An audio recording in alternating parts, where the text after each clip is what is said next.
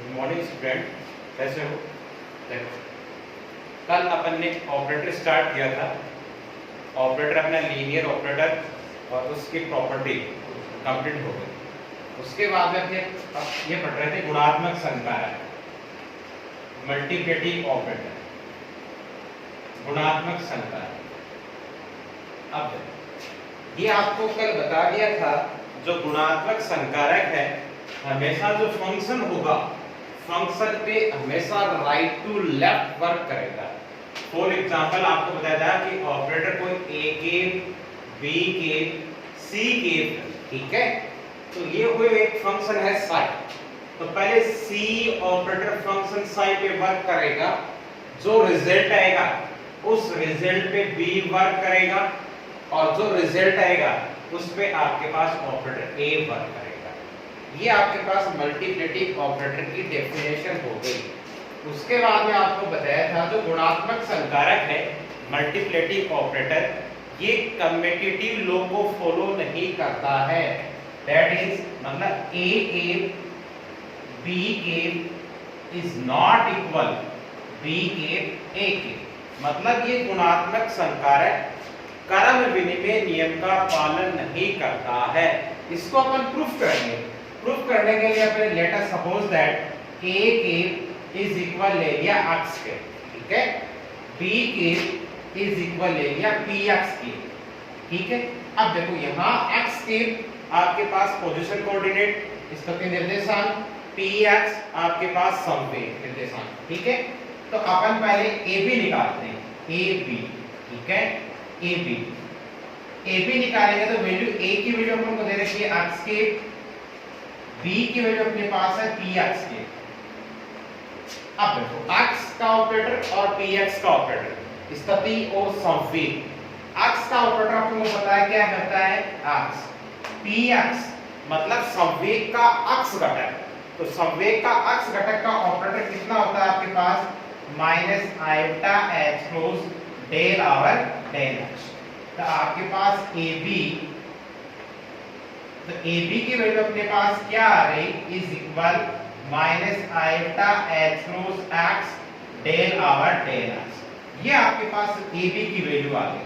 अब अपन similarly value अपन calculate करेंगे BA की, तो BA, अब देखो B की वैल्यू अपने पास है px के, A की वैल्यू अपने पास है x के, तो px का ऑपरेटर माइनस आयोटा h का del over del x into x का ऑपरेटर x।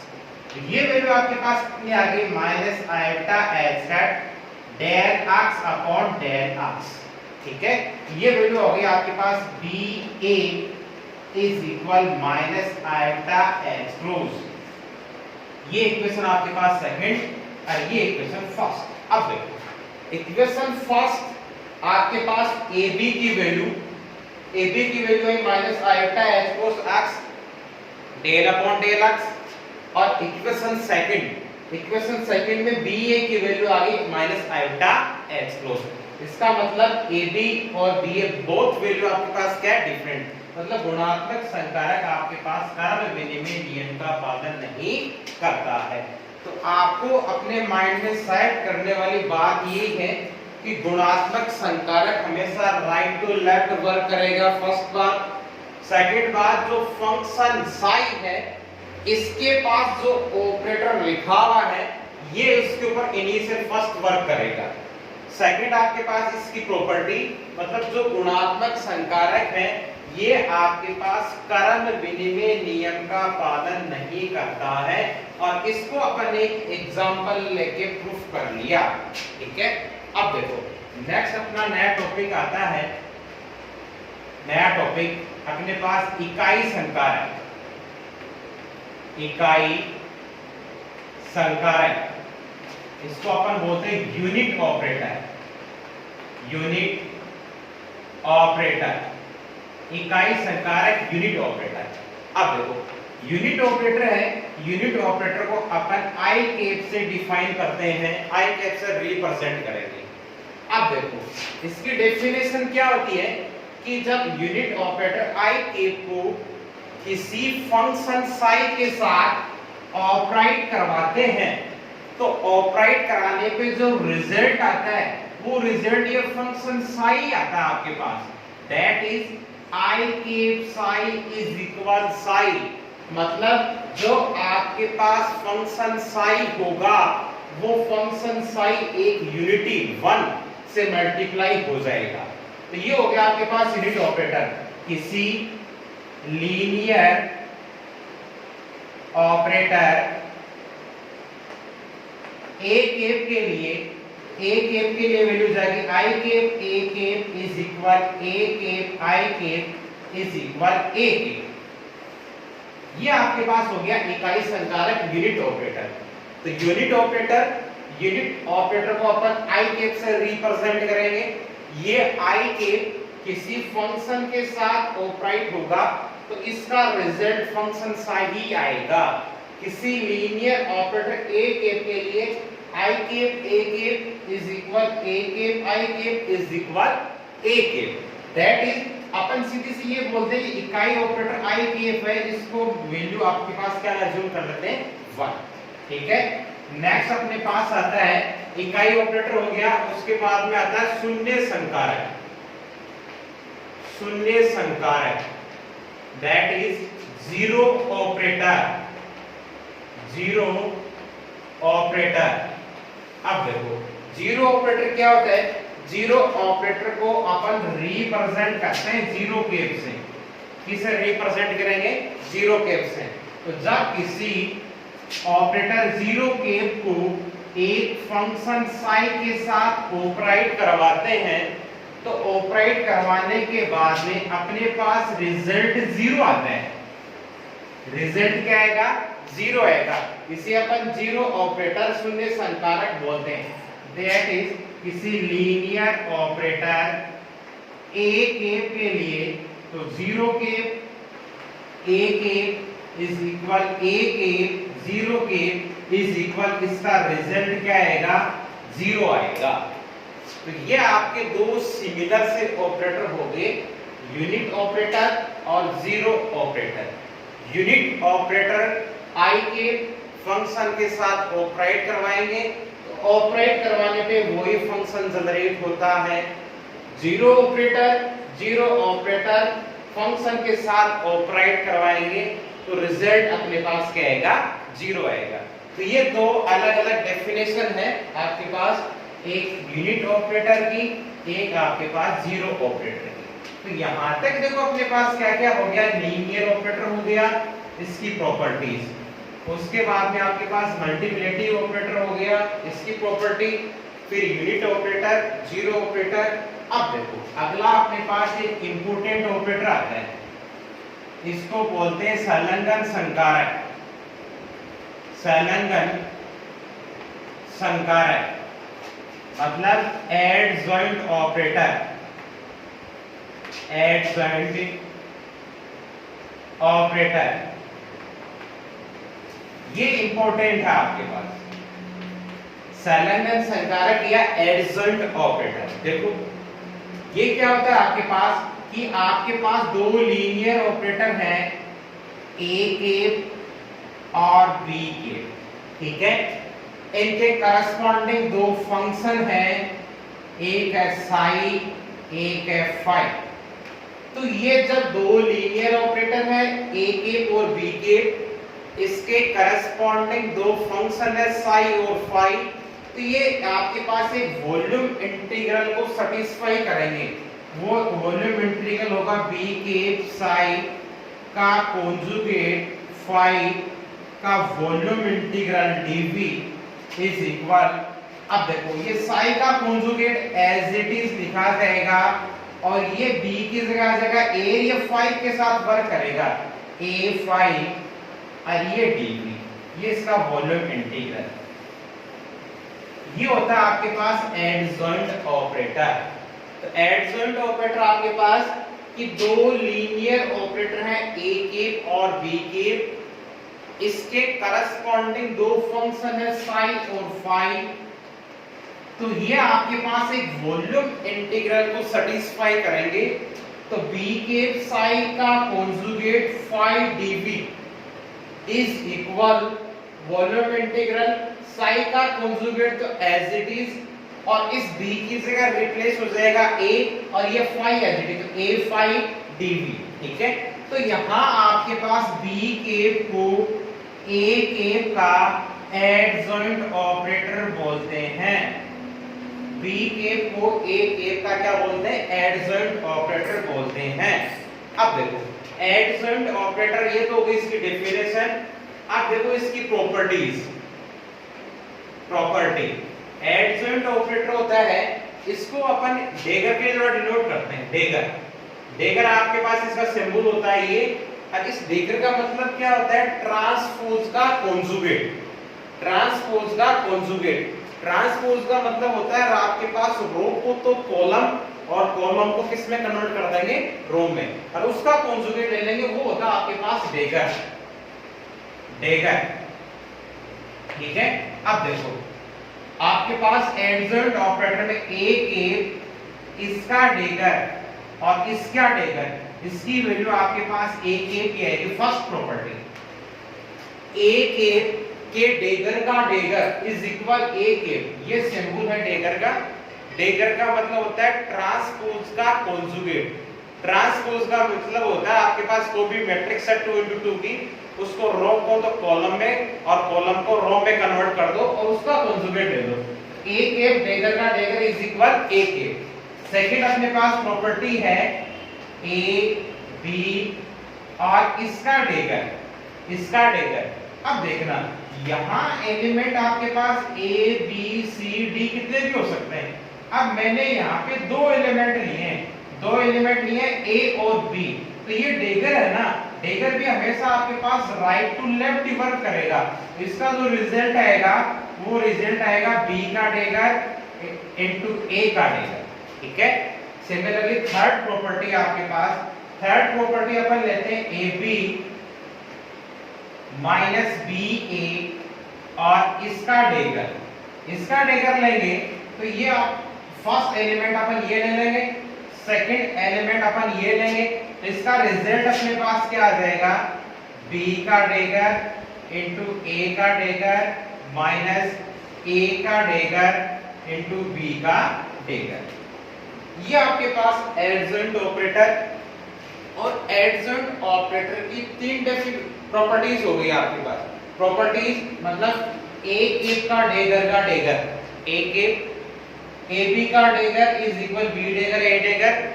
डेगर हमेशा ब्रैकेट के अंदर से कितने भी आपके पास एलिमेंट हो हमेशा राइट टू लेफ्ट ही वर्क करेगा।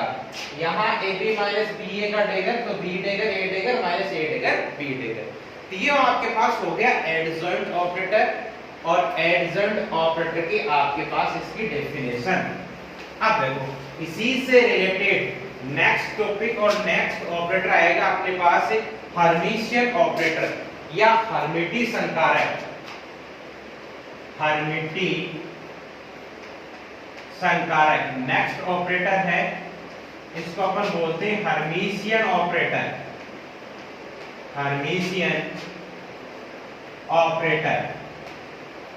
अब देखो जैसे अपन ने संलग्न एडजॉइंट ऑपरेटर की डेफिनेशन पढ़ी है, वैसे ही अपने पास होगा हर्मिशियन ऑपरेटर या हर्मिटी संकारक। इसकी डेफिनेशन देखना, इसमें केवल आपको इतना ही ध्यान देना है, जो आपके पास एडजॉइंट ऑपरेटर था, एडजॉइंट ऑपरेटर में अपने पास लीनियर ऑपरेटर दो थे a और b।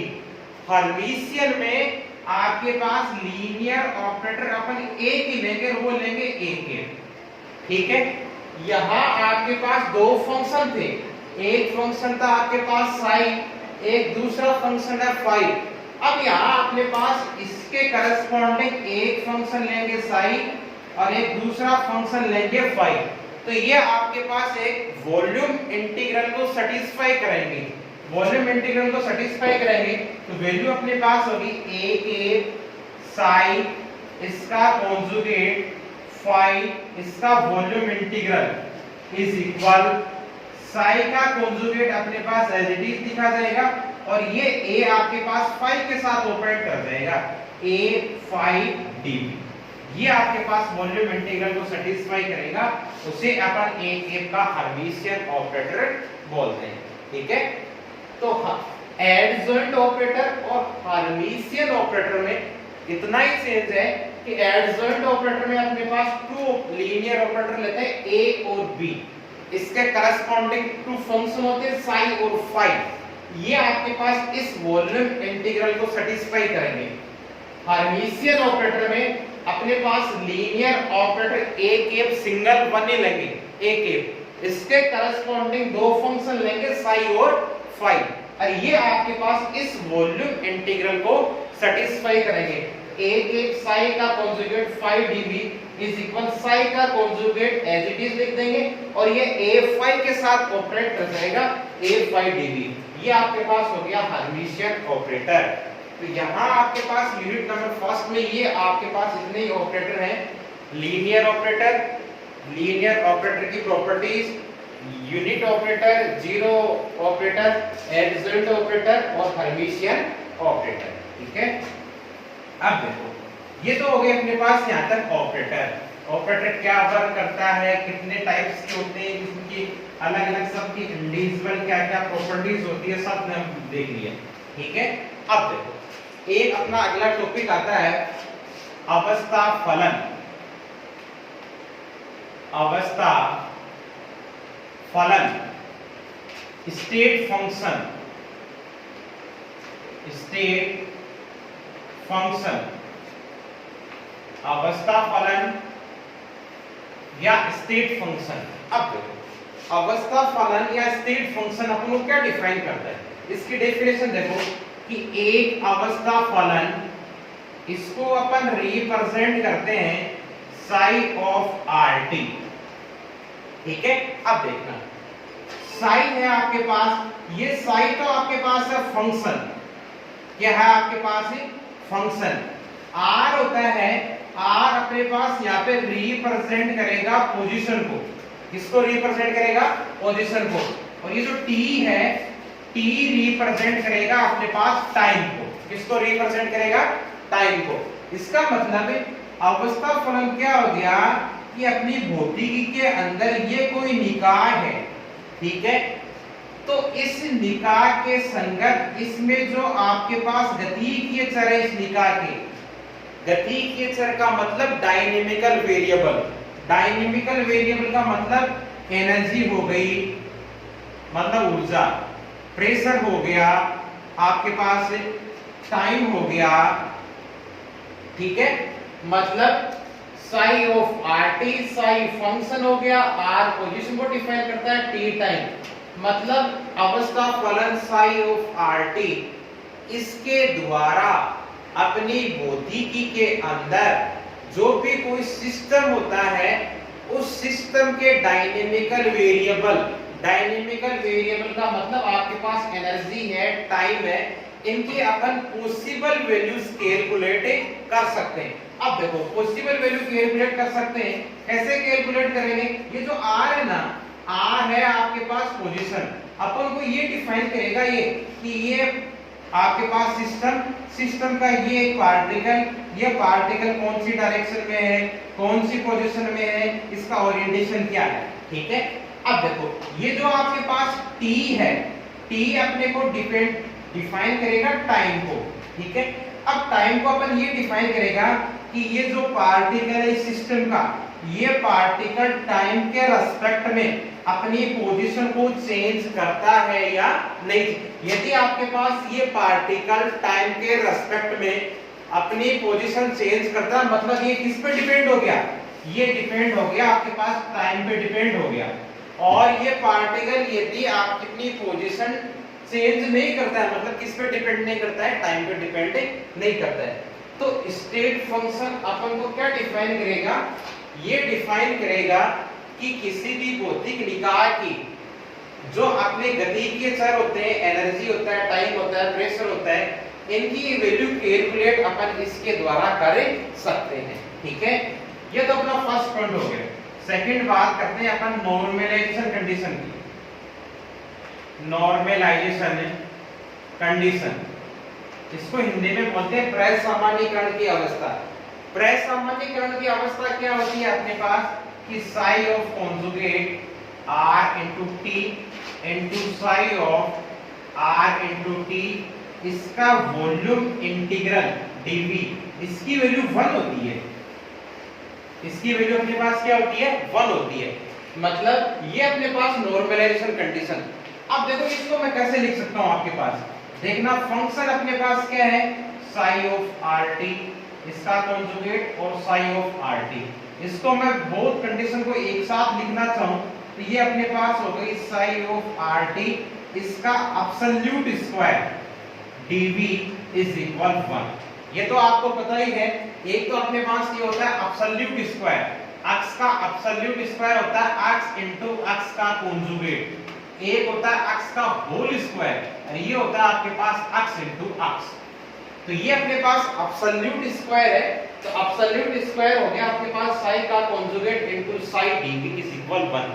तो state function psi of rt की नॉर्मलाइजेशन कंडीशन की वैल्यू 1 और कंडीशन अपने पास ये होती है psi of rt का volume integral dv is equal 1 और इसको अपन ने एक साथ लिख दिया psi of rt का absolute square dv is equal 1। ये तो अपने पास हो गई सेकंड पॉइंट। अब देखो थर्ड पॉइंट अपने पास क्या आएगा।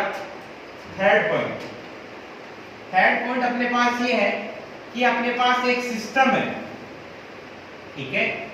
ये सिस्टम अपने पास 2 सब सिस्टम में डिवाइडेड है। ये फर्स्ट सब सिस्टम, ये सेकंड सब सिस्टम, ठीक है। फर्स्ट के करस्पॉन्डिंग वेव फंक्शन अपने पास psi1, सेकंड के करस्पॉन्डिंग अपने पास वेव फंक्शन psi2। तो इसका टोटल वेव फंक्शन कितना हो जाएगा psi इज इक्वल होगा c1 psi1 plus c2 psi2। Equation third, अवस्था फलन स्टेट फंक्शन अपन को ये रिप्रेजेंट कर देगा, मतलब जो भी सिस्टम है इसके डायनेमिकल वेरिएबल की वैल्यू कैलकुलेट कर देंगे। First point. सेकंड पॉइंट अपने पास क्या आ गया, मतलब अवस्था फलन के लिए नॉर्मलाइजेशन कंडीशन, प्रसामान्यीकरण की अवस्था, इसकी वैल्यू अपने पास 1 होती है। थर्ड पॉइंट अपने पास ये कि एक सिस्टम है, ये सिस्टम 2 सब सिस्टम में डिवाइडेड है। तो फर्स्ट के corresponding wave function psi1, second के करस्पॉन्डिंग वेव फंक्शन psi2 है। तो इनकी वैल्यू अपने पास टोटली एक साथ लिखेंगे तो क्या आएगी, तो psi is equal c1 psi1 plus c2 psi2। यहाँ c1 and c2 both are आपके पास क्या है कांस्टेंट, इंडिविजुअल कांस्टेंट आपके पास। तो ये अपने पास एक अवस्था फलन की डेफिनेशन हो गई छोटी सी, ठीक है। इनके 3 पॉइंट है, तीनों पॉइंट आप अपने फिर नोटबुक में लिख लेंगे साथ साथ। अब अपना नेक्स्ट एक टॉपिक आता है प्रत्याशा मान। प्रत्याशा मान इसको बोलते हैं एक्सपेक्टेशन वैल्यू। अब देखो प्रत्याशा मान, सबसे पहले अपने दिमाग में ये सेट करो, प्रत्याशा मान इसको मैं औसत मान भी बोल सकता हूं, औसत मान, इसको मैं एवरेज वैल्यू भी बोल सकता हूं। अब देखो ये जो प्रत्याशा मान होगा इसका सिंबल अपन ये लेंगे, क्या लेंगे, ये सिंबल। अब देखो मतलब कोई एक पार्टिकल है, ये पार्टिकल ले लिया, ठीक है। ये particle v of rt potential region में मूव कर रहा है, ठीक है। इस पार्टिकल की आपके पास डायनेमिकल वेरिएबल है a और इस पार्टिकल का जो डायनेमिकल वेरिएबल a है इसका ऑपरेटर है a। तो इसकी एवरेज वैल्यू क्या होगी, समझ में आ रही है बात। प्रत्याशा मान को मैं औसत मान मतलब एवरेज वैल्यू भी लिख सकता हूं। तो इससे एवरेज वैल्यू का सिंबल आपके पास ये हो गया।